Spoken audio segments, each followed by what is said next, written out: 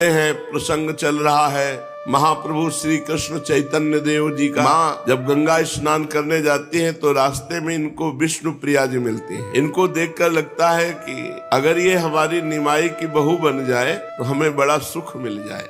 पर वो सनातन मिश्र जो राज पंडित है उनकी कन्याएं बड़े धनी है और महाप्रभु चैतन्य देव घर में तो अर्थ का अभाव ही है।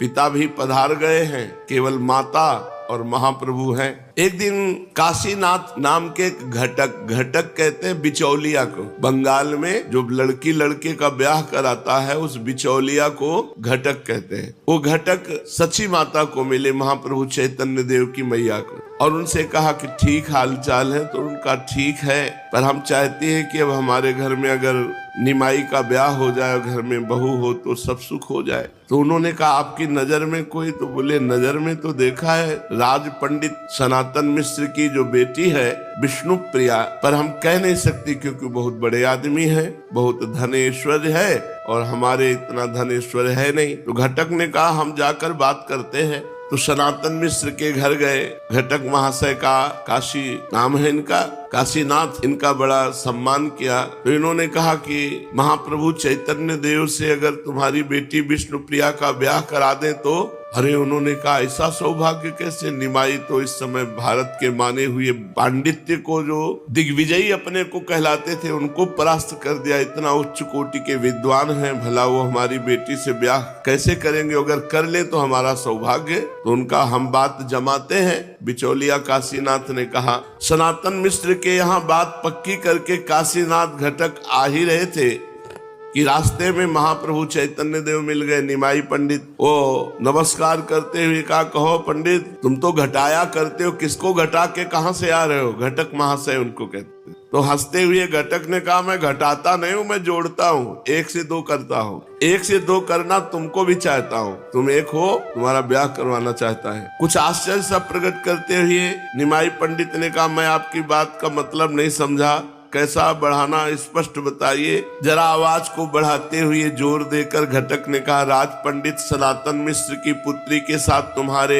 विवाह की बातें पक्की करके आ रहा हूँ, बताओ तुम्हें मंजूर है ना? तो बड़े जोर से हंसते हुए इन्होंने कहा हाँ हाँ हमारा विवाह और राज पंडित की पुत्री के साथ? हमें तो कुछ पता नहीं है। कहते कहते हंसते हुए घर चले गए। घटक महाशय को इनकी हंसी से संदेह हो गया कि हमें लगता है कि चैतन्य महाप्रभु को ये विवाह रुचा नहीं। सनातन मिश्र के यहाँ भी खबर पहुंच गई। सुनते ही पूरे घर में उदासी छा गई। सनातन मिश्र ने कहा हम जिस बात की शंका करते थे वही हुआ ना। अरे वो इतने बड़े पंडित हमारी पुत्री से विवाह क्यों करने लगेंगे? और सबसे बड़ी बात कि हमारी बेइज्जती भी तो होगी अगर विवाह नहीं करेंगे। तो बोले राजपुत्री के साथ विवाह तय हुआ था, वो हम इसी बात से डर रहे थे कि कहीं वो ना कह दे। सबको पता चल गया है लड़की का विवाह निमाई पंडित के साथ होगा। यदि ना हो सका तो मेरी बड़ी इज्जत की बात है, लज्जा की बात है। ये सोचकर उन्होंने उसी समय काशीनाथ घटक को बुलाया और अपनी चिंता का कारण बताकर सची माता से स्पष्ट उत्तर लाने की बात कही। घटक महाशय उसी समय चैतन्य महाप्रभु की माता सची माता के पास गए और राज पंडित सनातन मिश्र की पूरी चिंता की बात कह दी। ये सुनकर सची माता ने कहा तुम चिंता मत करो, निमाई मेरी बात को कभी टाल नहीं सकता, मेरी आज्ञा का उल्लंघन नहीं कर सकता, इसलिए मैंने उससे इस संबंध में कोई पूछताछ नहीं की है। आज वो पाठशाला से आवेगा तो मैं उसे पूछ लूंगी। मेरा ऐसा विश्वास है कि मेरी आज्ञा को कभी टाल नहीं सकता। कल मैं तुम्हें इसका ठीक ठीक उत्तर दूंगी। माता का ऐसा उत्तर सुनकर घटक अपने घर को चले गए।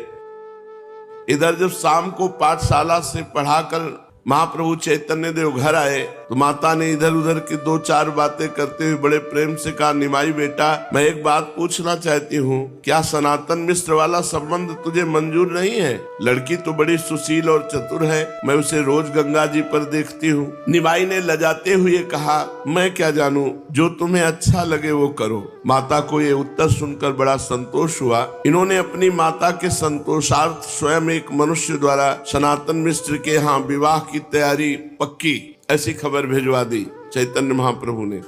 इस खबर के पाते सनातन मिश्र के घर में फिर दुगना आनंद छा गया और धूमधाम के साथ पुत्री के विवाह की तैयारियां करने लगे। इधर निमाई पंडित के पास इतना द्रव्य नहीं था कि वे राज पंडित की पुत्री के साथ खूब समारोह के साथ विवाह कर सके। इसके लिए वे कुछ चिंतित से हुए। धीरे धीरे इस बात की खबर इनके सभी विद्यार्थी तथा स्नेहियों को लग गई। विद्यार्थी बड़े प्रसन्न हुए, आकर कहने लगे कि गुरुजी, ज्योनार की मिठाइयां तो खूब खाने को मिलेंगी। सनातन मिश्र तो राज पंडित ठहरे, खूब जी खोलकर विवाह करेंगे, बढ़िया बढ़िया मिठाइयां बनावेंगे, खूब आनंद रहेगा। ये सब विद्यार्थियों की बातें सुनकर निमाई पंडित हंस देते। उस समय नवद्वीप में बुद्धिमंत खां ही सबसे बड़े जमींदार थे। वे उस समय के एक प्रकार के नवद्वीप के राजा ही समझे जाते थे। निमाई पंडित से वे बहुत स्नेह करते थे। इनके विवाह की बात सुनकर वे इनके पास पाठशाला में आए। जिनके चंडी मंडप में पढ़ाते थे वे मुकुंद संजय भी वहीं बैठे थे। उन्होंने इनका आगत भाव किया, स्वागत किया। बुद्धिमंत खां ने कहा, निमाई पंडित, सुना है तुम्हारा विवाह हो रहा है, ये बात कहाँ तक सच है? और सुना है अब की राज पंडित की पुत्री आपने पसंद की है। कुछ लजाते हुए इन्होंने कहा, आप जो भी सुनेंगे वो सत्य ही है। भला आपके सामने झूठ बात कहने की किसी की हिम्मत हो सकती है? इस उत्तर से प्रसन्न होकर बुद्धिमंत खां ने कहा, तब तो खूब मिठाई खाने को मिलेगी। हाँ, एक प्रार्थना ये है कि आपकी तरफ से जितना विवाह का खर्चा होगा उसकी जिम्मेवारी हम ले रहे हैं। देखो, जो भगवान के भरोसे होता है, भगवान न जाने कहां से व्यवस्था कर देते हैं। महाप्रभु सर्वलोक महेश्वर भगवान के ही स्वरूप है, लेकिन प्रगटे तो निर्धन घर में। अब देखो, ब्याह की जरूरत है तो भगवान ने कैसी व्यवस्था कर दी। वहां के जमींदार बुद्धिमंत खां अपने आप आ गए और कहा, विवाह की जिम्मेवारी आपकी तरफ की हम लेते हैं, और लड़की तरफ की तो राज पंडित हैं, उनके पास कोई कमी नहीं। बीच में ही मुकुंद संजय बोल उठे, वाह साहब, सब आप खर्चा करेंगे ऐसा नहीं, अकेले अकेले आपको आनंद नहीं उठाने देंगे। हंसते हुए बुद्धिमंत खां ने जवाब दिया, आप भी अपनी इच्छा पूर्ण कर ले। अरे, बहुत बड़े निमाई पंडित का विवाह हो रहा है और राज पंडित की पुत्री के साथ शादी है। राजकुमार की ही बात खूब ठाट बाट से विवाह करेंगे। आप जितना भी चाहे खर्च कर ले। इस प्रकार विवाह के संपूर्ण खर्च का भार तो इन दोनों महाधनियों ने उठा लिया। अब निमाई इस बात से निश्चिंत हो गए। फिर भी उन्हें बहुत सा काम करना बकाया था। विद्यार्थियों की सहायता से सब विवाह की तैयारियां करने लगे। सभी बड़े बड़े पंडितों को निमंत्रण किया गया। विद्वान मंडली में ऐसा एक भी पंडित नहीं बचने पाया जिसके पास निमंत्रण न पहुंचा हो। इधर पूर्वोक्त दोनों धनाढ्यों ने विवाह के लिए गाने, नाचने का, आतिशबाजी का, फुलवारी का, अच्छे अच्छे बाजों का और भी सजावट के बहुत से सामानों का भली भांति प्रबंध किया। नियत तिथि के दिन अपने स्नेही बहुत से पंडित विद्यार्थियों और अन्य गणमान्य सज्जनों के साथ बारात सजाकर निमाई पंडित विवाह के लिए चले। वे आगे आगे पालकी में जा रहे थे। दोनों ओर चवर ढुराए जा रहे थे। सबसे आगे भांति भांति के बाजे बज रहे थे। इस प्रकार खूब समारोह के साथ वे सनातन मिश्र के द्वार पर जा पहुंचे। मिश्र जी ने सब लोगों का यथोचित खूब सम्मान किया। सभी के ठहरने, खाने पीने और मनोरंजन का उन्होंने बहुत ही उत्तम प्रबंध कर रखा था। उनके स्वागत सत्कार से सभी लोग अत्यंत प्रसन्न हो गए। गोधूली के शुभ लगन में निमाई पंडित ने विष्णु प्रिया का पानी ग्रहण किया। ब्राह्मणों ने स्वस्त्ययन पढ़ा, वेदज्ञों ने हवन कराया। इस प्रकार विवाह की सभी लौकिक तथा वैदिक कृत्य बड़े ही उत्तमता के साथ समाप्त हुए। विष्णु प्रिया ने पतिदेव के चरणों में आत्मसमर्पण किया। देखो, पहले ये था माता पिता या घर के बड़े बूढ़े ब्याह तय कर आए और ब्याह हो गया तब वधू को देख पाता था लड़का। अब आजकल ये जो सब गंदी बातें चली हैं, बॉयफ्रेंड गर्लफ्रेंड, तो बहुत हानिकारक है ये गृहस्थी में। जो चंचल लड़कियां हैं, कई कई लड़कों से प्रेम करती हैं, वो भला एक पति के पास कैसे ठहर पाएंगी? जो चंचल लड़के हैं, कई कई लड़कियों के साथ ऐसे गलत आचरण करते हो, भला एक पत्नी के साथ कैसे ठहर पाएंगे? अगर एक पत्नी व्रत नहीं है, एक पाति व्रत नहीं है, तो गृहस्थ आश्रम ही क्या, वो तो व्यभिचार का घर है। ऐसी जगह संतानें वर्ण संकर होती है, पितरों को श्राद्ध आदि नहीं मिलता है, पितर असंतुष्ट हो जाते हैं। और कैसी परिपाटी थी, बूढ़ी बूढ़ी माई भी इतना घूंघट रखती। धर्म, मर्यादा, इज्जत, पवित्रता, अब वो तो सब खूंटी पे टंगी रह गई। आज का जो वातावरण है इन सब बातों को मजाक मानेगा। विष्णु प्रिया जी ने अपने पतिदेव के चरणों में आत्मसमर्पण किया। निमाई ने उन्हें अपने बाएं भाग में बिठा करके पूर्ण ब्याह की सब सामग्री, जितनी भेंट पूजा सब उनके पिता ने दी। साथ लेकर विद्यार्थियों के साथ ब्याह संपूर्ण होकर के जाने को तैयार हुए। दूसरे दिन सनातन मिश्र ने सभी विद्वान पंडितों की सभा की, उनकी योग्यता अनुसार यथोचित पूजा की, खूब भेंट बरातियों को दी और विष्णु प्रिया जी के साथ चढ़ करके निमाई पालकी में विवाह करके घर आए। महाप्रभु चैतन्य देव का विवाह श्री विष्णु प्रिया जी से संपन्न हुआ। चिरकाल से जिसे अपनी पुत्र वधू बनाने के लिए सची माता उत्सुक थी, आज उसे ही पुत्र वधू के रूप में अपने घर आई देखकर बहुत प्रसन्नता हुई। वह उस युगल जोड़ी को देखकर मन ही मन अत्यंत प्रसन्न हो रही थी। घर में घुसते ही चौखट में विष्णु प्रिया जी की अंगुली पिचक गई और उससे रक्त धारा बहने लगी। मैया का हृदय बड़ा दुखी हो गया कि अभी नवीन वधू और प्रवेश करते ही ये तो भारी अपशकुन है। बहुत दुखी हुई, क्योंकि वैसे ही दुख में जीवन था। फिर थोड़े दिन में बात भूल गई, पर अपशकुन तो हो गया। पूरा जीवन रो रो करके माता को बिताना पड़ा, विष्णु प्रिया जी को बिताना पड़ा। महाप्रभु तो संन्यास लेकर के जगत उद्धार के लिए चले गए। विष्णु प्रिया को पा करके निमाई अत्यंत प्रसन्न हुए और विष्णु प्रिया भी अपने सर्वगुण संपन्न पति को पाकर परम आह्लादित हुई। अब जैसे जैसे महाप्रभु की अवस्था बढ़ रही थी, वैसे वैसे इनके स्वभाव का परिवर्तन हो रहा था। बड़ा गंभीर स्वभाव, एकांत में बैठ करके भगवत चिंतन परायण, हृदय का एकदम परिवर्तन। विवाह होने के बाद सारी चंचलता न जाने कहाँ खो गई। आप एकदम भगवान के ध्यान में गंभीर मुद्रा में बैठे रहते और शरीर में भी भावावेश आने लगे। महाप्रभु के शरीर के सभी अवयव स्वभाव के ही अनुसार बने हैं। मनुष्य जैसे जैसे प्राकृतिक विचारों को छोड़ता है और भगवान का चिंतन करता, वैसे वैसे उसके शरीर में दिव्यता आने लगती है। वो प्रकृति से ऊंचे उठ जाता है। उसका पांच भौतिक शरीर फिर अधिक काल टिकता नहीं है। इसीलिए बड़े बड़े महापुरुष जवानी अवस्था में, कम अवस्था में शरीर छोड़कर पधार गए, क्योंकि जब भगवद आवेश आता है तो इस शरीर सह नहीं पाता, पंचभूतों से बना हुआ, और कोई न कोई भयानक रोग बन जाता है या कोई भयानक परिस्थिति बन जाती है और उनका शरीर छूट जाता है। ये महापुरुषों में होता है। तुम लोग मत डरो हाँ कि हमारा शरीर छूट जाएगा। इस कोटि के महापुरुष नहीं हो कि तुम्हारा शरीर छूट जाएगा। नहीं, लोग सुन करके कहते ना कि भक्ति करे तो पूरा परिवार बर्बाद हो जाता है। तुम उस कोटि के भक्त नहीं हो। जिस कोटि के हो, खूब खाओ पियो, थोड़ा नाम जप कर लो, कीर्तन कर लो, जी ले, बस ऐसे है। इस कोटि के भक्त थोड़े कि भावावेश आ गया और शरीर छूट जाएगा। कई प्रश्न करते हैं, इसलिए हम बताते जाते हैं बीच बीच में कि तुम उस कोटि के नहीं हो कि तुम्हारा शरीर छूट जाएगा। शरीर को तो ममता से पकड़े हुए हो, तुम्हारे अंदर ऐसे भाव आने वाले नहीं। भावुक ज्ञानी और प्रेमी महात्मा कम अवस्था में शरीर छोड़कर जाते हुए देखे गए। भगवान शंकराचार्य जी बहुत कम अवस्था में, चैतन्य देव महाप्रभु जिनका चरित्र सुन रहे हैं, ज्ञानेश्वर, स्वामी राम तीर्थ, जगत बंधु, ये बड़े बड़े महापुरुष अल्प अवस्था में शरीर को छोड़ करके चले गए। कारण कि पंचभूतों में इतनी सामर्थ्य नहीं है कि उनके भावावेश को सह सके, तो फिर शरीर किसी न किसी बहाने अस्वस्थ हो जाता है और शरीर छूट जाता है। हाँ, कोई कोई महापुरुष अपने संकल्प का कुछ अंश देकर लोक कल्याण की जिसे भगवान ने सेवा दी है, वो अपने शरीर को बनाए रखते हैं।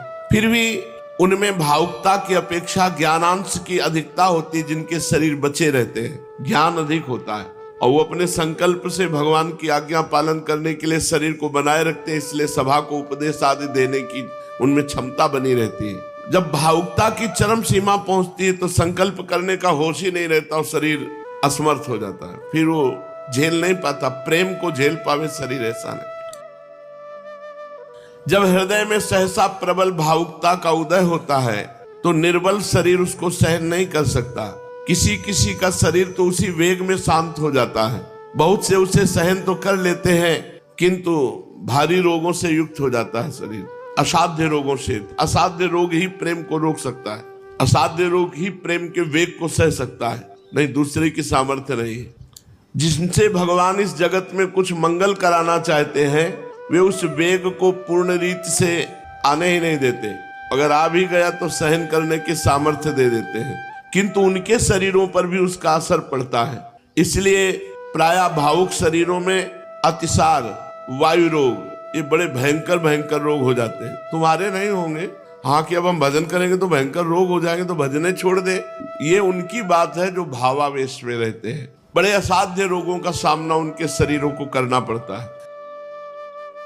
संसारी लोगों को रोग, ये रोग नहीं होते और सब होते। ये तो बात होती है कि इतना प्रेम का वेग होता है कि किडनी, लीवर, हृदय सबकी सामर्थ्य हाथ उठा देते हैं, सब उस प्रेम को झेलने की सामर्थ्य नहीं रहती, तभी अल्प अवस्था में शरीर छूट जाता है। और भगवान जिससे मंगल कराना चाहते हैं जितने समय तक, उतने समय तक उनका शरीर रहता है। संसारी लोग तो प्रायः 40-50 वर्ष की अवस्था के बाद शरीर उनका रोगी होता है, लेकिन भावुक के हृदयों में ये उद्वेग के रूप में रोग जागृत हो जाता है। ये साधारण रोग नहीं है, ये प्रेम रोग को सहने के लिए दिया जाता है। जैसे हमने बताया एक बार सत्संग में कि एक शीशा है, उसे अगर आप एक कंकड़ मारो टूट जाता है, लेकिन उसे गरम ठंडा, गरम ठंडा, ठंडा गरम ऐसे प्रक्रिया की जाती है तो बुलेट प्रूफ हो जाता है, गोली मारो तो भी नहीं टूटेगा। ऐसे ही दुख सुख विपत्ति, दुख सुख विपत्ति भगवान दे देकर अपने भक्त को इतना मजबूत कर देते हैं कि भारी से भारी विपत्ति में भी वो चलायमान नहीं होता। किसी को वायु रोग हो जाता है, किसी को मस्तिष्क रोग हो जाता है, किसी को उन्माद रोग हो जाता है। ये जरूर हो जाते हैं प्रेमियों को, हमने देखा है, पूरा शरीर कांपता रहता है। वायु रोग हो गया, उन्माद, बोलते रहते हैं बेमतलब, क्या बोल रहे हैं, कोई मतलब नहीं है, कोई तुकतान नहीं है, उन्माद अवस्था। प्रेम रोग में ये वायु रोग, अतिसार, उन्माद, मस्तिष्क की शासन वृत्ति क्षीण हो जाना, क्या बोलना है क्या नहीं कहना है कुछ नहीं, जो चल रहा है वही चल रहा है। यहाँ तक कि लोग फिर जो नहीं जानते हैं उनके लिए उपचार करने लगते हैं। सालों अतिसार भयंकर रोग से पीड़ित बने रहे, फिर उन्होंने भावावेश में शरीर छोड़ा। तो ये जब प्रेम का उन्माद चढ़ता है तो एक अलग चीज होती है, ये बहुत बड़ी स्थिति होती है प्रेमोन्माद। प्रायः वायु रोग से तो ग्रसित हो ही जाते हैं, जो प्रेमी जन होते हैं उनके शरीर में वायु रोग तो हो ही जाता है। हमने देखा है, बहुत से ऐसे प्रेमी जनों को देखा है जिनका शरीर कांपता रहता है, कंपायमान होता रहता है वायु रोग के द्वारा। किंतु शरीर ठीक उसी का सकता है जिसे भगवान ने सेवा दी है संसार का कल्याण करने की, नहीं तो प्रेम के झटके में ये पांच भौतिक शरीर नष्ट हो जाता है। रामकृष्ण परमहंस जी के गले में कैंसर, बोलने के लिए मना किया, वो खूब सत्संग करते हैं। ये जब भावावेश आता है तो कोई न कोई असाध्य रोग उसको सपोर्ट करके रोकता है, तभी तो प्रेमियों की जय जयकार होती है। कोई साधारण जीव प्रेमी थोड़ी हो सकता है कि भोगी जीव कोई प्रेमी हो जाए। कोई योगी जो निरंतर भगवान के चिंतन में, वो इस भावावेश प्रेम को प्राप्त होता है। अब निमाई पंडित का भी गाढ़ चिंतन भगवान का, जहां बैठे तो डूब गए, और परम भावुक स्वभाव के थे। इनका शरीर तो बलवान था, तो चाहे जितना बलवान शरीर हो, प्रेम सहन करने की सामर्थ्य नहीं है, इसलिए इनका भावुकता का उत्तरोत्तर विकास हुआ और अंत में एकदम शरीर की स्थिति को ही भूल गए, देह शुद्धि भूल करके महाभाव में स्थित। इनके जीवन में एक से एक दिव्य भाव प्रकट हुए, इनकी सूरत बदल जाती, इनके शरीर की चेष्टाएं बदल जाती। ऐसी अलौकिक स्थिति प्रायः बड़े महापुरुषों में देखी गई, जैसी चैतन्य महाप्रभु के जीवन में देखी गई। अब वो निरंतर भावावेश में आकर के हरि बोल हरि बोल हरि बोल ऐसी अपनी धुन में मस्त हो जाते कि किसी के रोकने की, बात करने की कोई इनको स्मृति न रहती। और ये बावरापन चढ़ा कि जो वस्तु हाथ में मिल जाए उसी को नष्ट कर दे। एक उन्माद अवस्था। विष्णु प्रिया जी से ब्याह होते ही कहीं पानी को देखा तो पानी उलीच रहे, अन्न देखा तो सब अन्न फैला दिया, वस्त्र देखा तो वस्त्र चीर फाड़ के फेंक दिया। माता आसपास के लोगों को बुलाकर पकड़ाती कि क्या हो गया निमाई को, अभी विवाह हुआ है तो 4 दिन सुख के व्यतीत होते, पर वहां परम सुख की वर्षा करने वाले हैं, तो सांसारिक सुखों का क्या। महाप्रभु को उन्माद चढ़ गया, भावावेश। बाल्टी में पानी तो सब पानी उलीच करके, घर का अन्न सब फेंक देना, सब कपड़े फाड़ देना, और लोगों को बुलाती और कहती इनको पकड़ो, किंतु जो इनकी ओर जाता उसे मारते, मारने के लिए दौड़ते, वो भागता। किसी की हिम्मत नहीं पड़ती। फिर कई लोगों ने जैसे तैसे पकड़ करके इनको सैया पे सुलाया। चारों ओर विद्यार्थी स्नेहीगण सैया को घेर कर बैठे। अब पता नहीं क्या बोल रहे हैं, किसी को पता नहीं, पागलों की भांति। फिर स्पष्ट बोलने लगे, देखो मैं साक्षात विष्णु हूँ, हमारी पूजा करो और तुम सब लोग आज से श्री कृष्ण कीर्तन करो। कृष्ण कृष्ण कृष्ण कृष्ण कृष्ण। संसार में श्री कृष्ण का ही नाम सार है और सभी वस्तुएं नश्वर हैं, नाशवान हैं। इस प्रकार महाप्रभु उन्माद में बोलने लगे। लोग अपनी अपनी बुद्धि के अनुसार भांति भांति के अनुमान लगाते।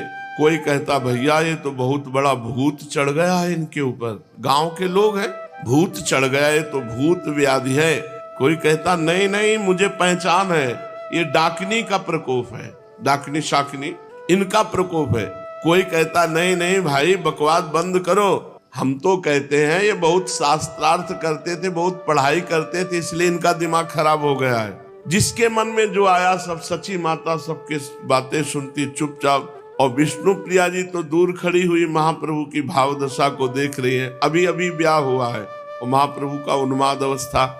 कोई कहता, अरे इनके दिमाग की गर्मी बढ़ गई है। वैद्य बुलाए गए, वैद्यों ने देखा, उन्होंने कहा कि वायु रोग है। सब अपने, कोई कहता भूत है, कोई कहता डाकनी, कोई कहता दिमाग खराब हो गया, कोई कहता दिमाग की गर्मी चढ़ गई दिमाग में, कोई वैद्य कहता वायु रोग हो गया है। महाप्रभु वैसी उन्माद अवस्था में उनको लोग सैया पर पड़ाए हुए थे। बुद्धिमंत खां मुकुंद संजय दोनों धनियों ने जब सुना तो बड़े बड़े वैद्य लेकर के दौड़े दौड़े आए। ये बड़े धनिक थे, नाना प्रकार की मूल्यवान औषधियां साथ लाए। वैद्यों की सम्मति से विष्णु तेल, नारायण तेल और भी बहुत सी दिव्य औषधियां महाप्रभु के लगाई गई। भांति भांति के उपचार किए गए, उनसे कोई फर्क नहीं पड़ा। स्वाभाविक ही धीरे धीरे स्वस्थ हुए।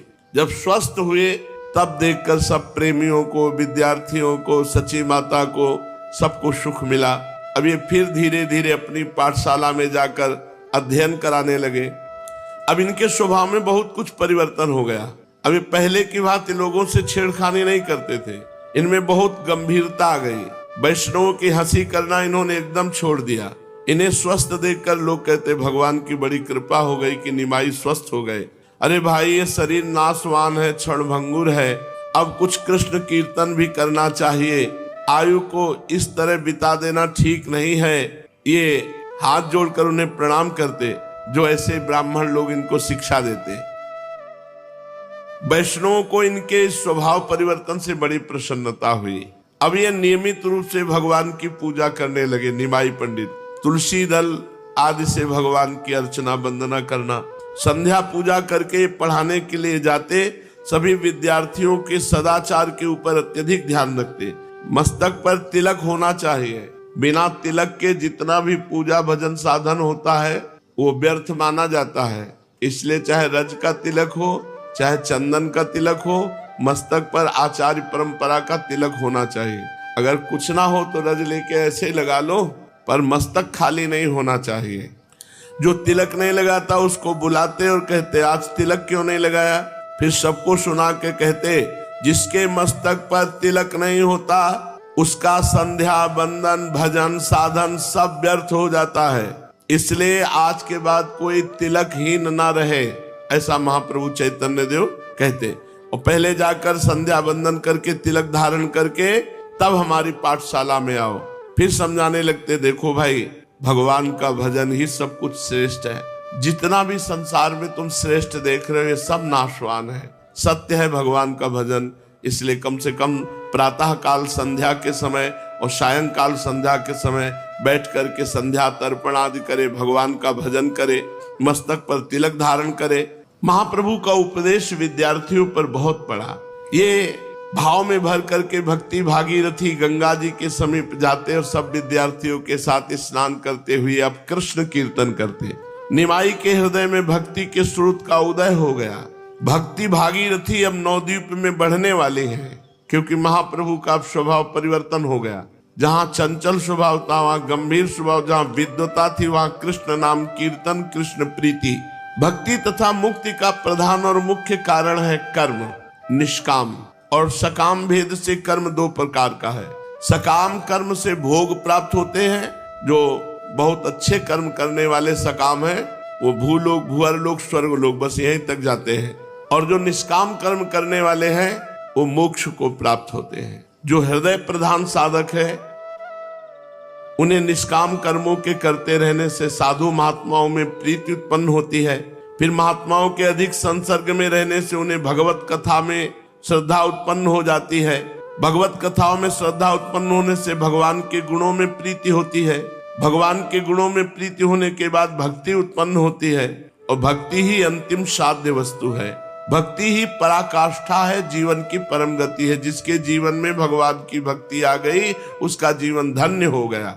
जो मस्तिष्क प्रधान लोग होते हैं वो ज्ञान मार्ग के पथिक होते हैं, और जो कर्मठ प्रधान होते हैं वो कर्म योग मार्ग के। ये 3 योग हैं, ज्ञान योग, भक्ति योग और कर्म योग। जो हृदय प्रधान वो भक्ति योग, जो मस्तिष्क प्रधान बुद्धि प्रधान वो ज्ञान योग, और जो कर्म प्रधान वो कर्म योग। कुछ ऐसे भी नित्य भक्त या जीवन मुक्त महापुरुष होते हैं जिन्हें फिर से कर्म करने की आवश्यकता नहीं होती। वे पहले से ही मुक्त होते हैं, क्योंकि वो आते ही है केवल संसार का कल्याण करने के लिए। जैसे श्री सुखदेव जी, जैसे सनक सनंदन सनातन सनत कुमार, ये कोई साधक थोड़ी, ये तो सिद्ध महापुरुष हैं। नारद आदि पहले से ही भक्त होकर उत्पन्न हुए, इनके लिए किसी प्रकार के विशेष कर्मों के अनुष्ठान की आवश्यकता नहीं हुई।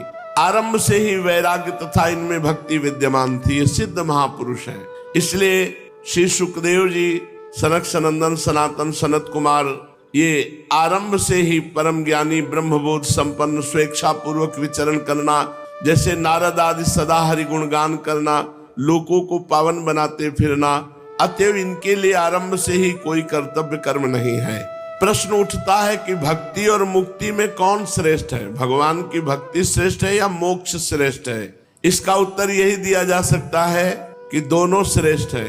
भक्त के लिए भक्ति श्रेष्ठ और ज्ञानी के लिए ज्ञान श्रेष्ठ है। ज्ञान से भी मोक्ष मिलता है, भक्ति से भी मोक्ष मिलता है। ज्ञानी जो है वो आत्म प्रेमी होता है, भक्त जो है वो कृष्ण प्रेमी होता है, राम प्रेमी होता है। दोनों में स्थिति सनातन है। सदा से प्राणियों की ये 2 परम स्थिति सुनी गई है। वेद शास्त्रों से ज्ञानी महर्षियों ने इन्हीं 2 स्थितियों का वर्णन किया है। तस्य तदेव मधुरम यस्य मनो यत्र संलग्नः। जिसका मन जहां लग गया उसके लिए वही मधुर है। अगर वो मस्तिष्क प्रधान है तो ज्ञान मार्ग में जाएगा, हृदय प्रधान है तो भक्ति मार्ग में जाएगा, कर्मठी स्वभाव कर्म करने का स्वभाव तो कर्म मार्ग में जाएगा। बहुधा भक्तों को कहते सुना गया कि हम तो मुक्ति को अत्यंत तुच्छ समझते हैं, भक्ति के बिना मुक्ति को हम ठुकरा देते हैं। पर उनको ये समझना चाहिए कि ये बहुत ऊंची स्थिति है। मोक्ष जानते हो किसे कहते हो? तो ठुकरा किसे देते हो? 100 रुपया तो ठुकरा नहीं सकते, मोक्ष ठुकरा दे। मोक्ष बहुत बड़ी वस्तु है। जब मोक्ष प्राप्त, जैसे श्री प्रबोधानंद महाराज, जैसे मधुसूदन सरस्वती, जैसे श्री सुखदेव जी, ये मोक्ष प्राप्त महापुरुष है। ये ठुकरा दिए मोक्ष को और श्री कृष्ण प्रेम में। अपने लोग जैसे कहते हम तो मोक्ष ठुकराते, तो है कहा तुम्हारे मोक्ष? तुम मुक्ते कहाँ हो? अभी तो बंधे हुए विषयों में मिले नहीं तो मोक्ष ठुकरा क्या दे? तो ये वैसे ही बात हुई कि हम तो मोक्ष को ठुकरा देते हैं, वैसे ही जैसे जेब में 5 रुपया नहीं, वो कहते हम तो करोड़ों को लात मारते हैं। है ही नहीं तो मारोगे क्या? जब मोक्ष का अधिकार प्राप्त हो जाए फिर मोक्ष ना चाह कर भगवान का प्रेम प्राप्त करे, उसे भक्त कहते हैं। भगवान के मार्ग में ये 2 ही प्रधान मार्ग माने गए हैं, एक मस्तिष्क प्रधान ज्ञान मार्ग और एक हृदय प्रधान भक्ति मार्ग। ज्ञानी भी भगवान की आत्मा है और भक्त भी भगवान की आत्मा है। दोनों संसार के त्यागी हैं, दोनों सत्य के अनुरागी हैं, इसलिए इनमें से कोई छोटा बड़ा नहीं कहा जा सकता। महाप्रभु चैतन्य देव का जीवन भक्ति मार्ग का एक प्रधान स्तंभ है। उनके जीवन में शुद्ध भक्ति का परम पवित्र स्वरूप उदय हुआ। उसमें पक्षपात का लेश नहीं और दूसरे मार्ग के प्रति विद्वेष नहीं, किसी भी कर्म की उपेक्षा नहीं, संकुचित भावों की गंध नहीं। वहां तो शुद्ध प्रेम है। ज्यों ज्यों आगे बढ़ना चाहो त्यों ही त्यों अधिकाधिक प्रेम करो, यही शिक्षा उसमें प्रोत रूप से भरी पड़ी है। उनका नाम लेकर आज जो बातें कही जाती हैं वे चैतन्य देव की कभी हो ही नहीं सकती, जिनमें किसी आचार्य की निंदा हो, किसी भक्त की निंदा हो, कभी नहीं हो सकती। इसका साक्षी महाप्रभु चैतन्य देव का प्रेम में जीवन है। सांप्रदायिक विचार तो पीछे के संकुचित बुद्धि वाले लोगों के मस्तिष्क से निकले हैं। अपनी चीज का नाम कोई चाहे जो रख ले, कोई रोकने वाला थोड़ी है। चैतन्य महाप्रभु का जीवन तो परम प्रेम में सभी को आश्रय देने वाला परम महान है। उसमें भला सांप्रदायिक संकुचित भावों का क्या काम। इनके हृदय में प्राणी मात्र के भावों का आदर था। अब निमाई पंडित का विवाह हो गया है। विष्णुप्रिया उनके सब प्रकार से अनुकूल आचरण करती हैं। विष्णुप्रिया जी का बड़ा स्वभाव हंसमुख है, वे सुशीला है, गृह कार्यों में चतुर है और अत्यंत ही पति परायणा है। वे अपने पति को ही सर्वस्व समझती हैं। ये सब होते हुए भी निमाई का चित्त उदास रहने लगा। न विष्णुप्रिया जी से बात, न माता जी से बात, न किसी से बात। यहाँ से प्रारंभ होती है विशेष जीवन की लीला। पता नहीं अब उनकी वो चपलता कहाँ चली गई, मुस्कुराहट कहाँ चली गई। हर समय उदास रहने, घंटों एकांत में बैठे आंसू बहा रहे हैं। पता नहीं क्या चिंतन करते हैं कि रो रहे हैं बैठे हुए। कोई संसारिक पुरुष से मिलना नहीं, किसी से बातचीत नहीं करना, अब कुछ अच्छा नहीं। यही नारायण हरिभजन में पांचों न सुहात, विषय भोग, निद्रा, हंसी, जगत प्रीति, बहु बात। ये 5 बातें भजनानंदी को अच्छी नहीं लगती। विषय भोग अच्छे नहीं लगते, बहुत प्रपंच की बातें अच्छी नहीं लगती, हंसी मजाक अच्छा नहीं लगता, नींद अच्छी नहीं लगती, लोगों से मिलना जुलना अच्छा नहीं लगता। महाप्रभु एकांत में घंटों बैठे रहते और भगवान का चिंतन करके रोते रहते। अब सभी को चिंता होने लगी, विष्णु प्रिया जी को भी, सची माता को भी, विद्यार्थियों को भी, क्योंकि किसी से बात न करना, उदास बैठे रहना। जब हृदय में किसी प्रबल भाव का आगमन होने को होता है तो उसके पूर्व हृदय एक प्रकार के अभाव का अनुभव करने लगता है। जी चाहता है कि चिल्ला चिल्ला कर रोऊं। ऐसी दशा में लोग समझ नहीं पाते, गलत समझने लगते कि इनको कोई रोग हो गया है, इनको कोई डिप्रेशन हो गया है या क्या है। वो एक हृदय में खालीपन, कब मिलेंगे भगवान, कैसे मिलेंगे भगवान, और वो रो रहा है तो बाहरी लोग कैसे जाने। बस यही लगता है कि तीर्थों में चला जाए, विरक्त महात्माओं का जो भगवान के प्रेमी संत जन है उनका संग किया जाए, उनका सत्संग सुने, उनके मुख से हरि चर्चा सुने। अब निमाई ने भी प्रकट किया कि मुझे तीर्थ यात्रा करनी है। बंगाल में सकाम कर्मों की प्रधानता है। वहाँ के बहुत ही कम मनुष्य निष्काम कर्म का महत्व जानते हैं। अधिकांश लोग किसी न किसी कामना से ही संपूर्ण धार्मिक कार्यों को करते हैं। सकाम कर्मों में पितृ श्राद्ध को बहुत बड़ा महत्व दिया गया है। स्मृतियों में पितृ कर्मों से भी देव कर्मों की अधिक महत्ता दी गई है। गृहस्थियों के लिए पितृ कर्म बड़ा मुख्य बताया गया है। पितृ कर्मों में गया धाम में जाकर पितरों के श्राद्ध करने का बहुत भारी महात्म वर्णन किया गया है। इसलिए प्रतिवर्ष बंगाल से लाखों मनुष्य गया जी पितृ श्राद्ध करने आते हैं। दूसरे प्रांतों से बहुत संख्या से यात्री आते हैं गया जी श्राद्ध करने के लिए। बंगाल में तो इसका बहुत प्रचार प्रसार है। अब निमाई पंडित ने भी अन्य पंडितों के साथ विचार किया कि चलो गया जी चला जाए। गया में जाकर अपने पिता का श्राद्ध करने का विचार आया, किंतु ये सकाम भावना से नहीं, अपनी एकांतिक वृत्ति को और बढ़ाने के लिए कि किसी से मिलना जुलना नहीं, परम धाम है, श्रद्धा पूर्वक जाकर के भगवान के चरणों का दर्शन गया धाम में और अपने पिता को श्राद्ध देना। ये केवल अपने भाव के लिए, कोई सकाम भाव से नहीं। महाप्रभु ने सब ब्राह्मणों के साथ, जो विद्यार्थी भी थे, कुछ अध्यापक भी थे, जो साथ में तैयार हुए, तो महाप्रभु गया धाम की यात्रा करते हैं। तो आगे का प्रसंग है तो वो आगे फिर वर्णन करेंगे, नहीं तो अगर चले थोड़ा तो बीच में रोकना पड़ेगा। इसलिए गया धाम की यात्रा की चर्चा आगे। श्री राधा वल्लभ लाल की जय।